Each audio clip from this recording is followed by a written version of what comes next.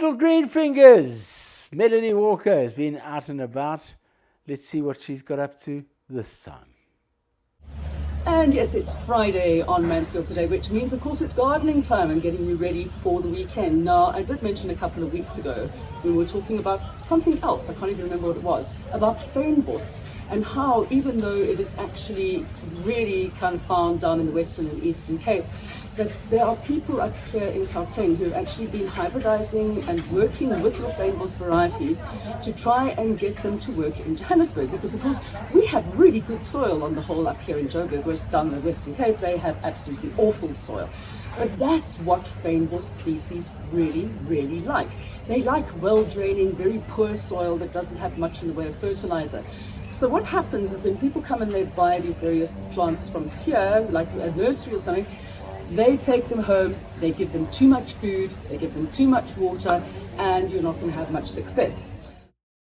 So the important thing to remember is that unless you're keeping them in a pot where you can really keep control over the conditions that you have, okay, and you have one species of plant, just one beautiful specimen that you're nurturing, okay, which you can put into acid compost, you need to make sure that you don't overfeed your soil, because that will absolutely kill it.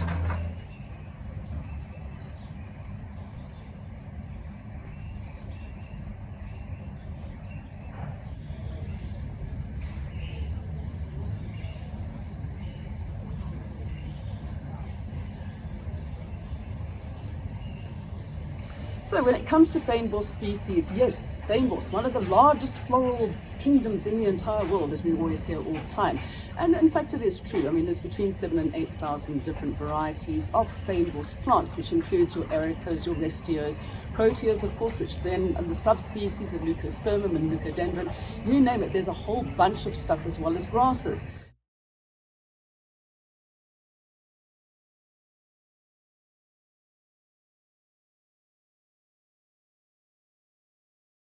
So that many plants in an 85,000 square kilometer area, which is about the size of Malawi or Portugal, not bad. However, when it comes to the grasslands, okay, there's much more in the way of space. We're talking about like 235,000 square kilometers as opposed to 85,000 square kilometers. Not as many different plant species. However, if you take a 10 square meter area, you will find more plant diversity in the grasslands in that little bit than you will in a fynbos area. Anyway, what we're looking at though is the fact that, you know, here in Johannesburg, we want to start growing these, and why shouldn't you? I mean, these are absolutely amazing and endemic to the Western Cape with the indigenous plants which we can use, and are actually very forgiving. Once you've planted them and you've made sure that they have actually settled in and you've got the right drought conditions, which is what they pretty much like, and make sure they get water during the winter if you're up on the high veld, of course, because they are winter rainfall plants. Plant fields of them. I mean, I've been down to a farm in the Eastern Cape, all right, near the Fish River, and you will see the pincushions, your leucospermums, hundreds and hundreds of them in full flower, and you will never ever forget that sight. You don't want just one little plant having its one little pincushion head. You need fields of these things. So if you're going to grow them, that's the way to go.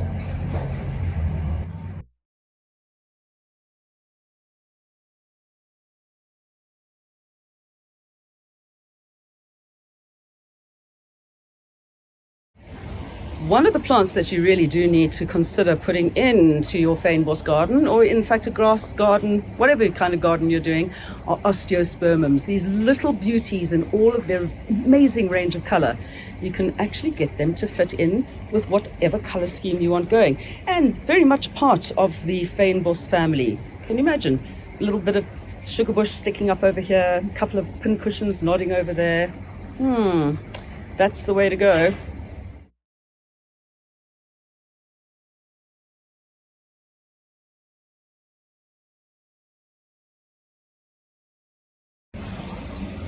Another plant you could consider using, which is more of a contemporary kind of garden species, of course, is hebe. But hebes will fit very well with your various fynbos species. And especially as they've got those slightly larger leaves, they'll fit in very well with the fineness and the frilliness of the other ones with the grasses popping through. You need that one little point of a large leaf just to stop the eye and slow things down. Now, they do say that the protea is South Africa's national flower. In fact, it is South Africa's national flower. I, however, believe that the aloes should actually be the national flower because you find them everywhere in South Africa. And what's not to love? I mean, you get the tiny, tiny little one. I've got a beautiful one called Marilyn, where the flower is a pale pink and the skirt lifts up from underneath. And like Marilyn, when she's standing on that subway vent and the skirts are billowing up everywhere, up to the huge tree aloes that you find around the place.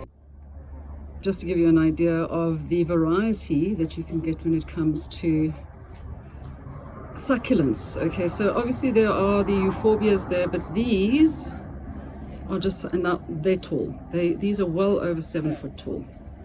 Okay, and look at this, just going all the way down. I'm at the aloe farm. My name's Andy de Wet, and this is aloe gold sparkle. Now, it's a beautiful aloe, and you can see it flowers quite late in the winter, and a beautiful color and all that. But how did this aloe come to be? So we are plant breeders, and what we do is we try and create plants that are better than the plants in the wild. We create plants like this that are much better adapted for your garden. They can take more water. They are not acclimatized to some mountain condition. They're acclimatized and selected to grow well in your garden and flower as strongly as this. But the process to get to this is a long process. When a plant has got a name like we've given it, gold sparkle, aloe gold sparkle, it means that it comes out of a scientific breeding program. So what we do is we select parents, hand pollinate them, and then collect only that seed and keep the record of what the parents are on a database. We sow that seed and that name goes with that plant. Aloe King Solomon. It has short stems and flowers a lot, and the color, because I think King Solomon found gold this color somewhere in the history of Africa. So this is globally gemma, and next to it we have what? That's a hybrid, natural hybrid with Yeah. Achilleata. Look how the shine comes out. It's quite interesting because the flowers are dull on a globally gemma, but all its hybrids have shiny flowers. Shiny flowers. And then Yeah. of course we've got the Marlothii in the Those are background. Marlothis. Those are special Marlothis. They're the spiny varieties that you find in the eastern side of the country. Fantastic new aloe cultivar hit the market this year. It's called Aloe Starstruck. It flowers forever. It's got seed pods, flowers open, golden yellow, and it still has buds coming. It's perfect for attracting sunbirds to your garden. White aloes are very sought after because they're quite rare. This is created by De Wet plant breeders at the aloe farm. It's called aloe white rhino. It's a nice big aloe, and look at the amount of flowers it makes. Grows easily, fantastic plant for any garden. This is Aloe peglerae. Aloe peglerae is one of the most beautiful aloes that there is, but it's highly endangered because backpackers and people who sell illegal plants actually collect them from the wild. It is endangered because of exactly that fact. Birds rely on this beautiful little aloe, and one shouldn't take them out of the bush. Rather leave it there for our children and our children's children to one day encounter them and see how beautiful our South African nature is. And besides, birds rely on the nectar of these flowers. So if you take them out, you've damaged the ecosystem and your bird population is going to drop immediately. Rather go to a nursery and buy your plants there. It's much better for everybody. Hello, Pink Lady. Aloes come in all sorts of shapes and sizes, but look how well this flowers, and look at the lovely soft colors.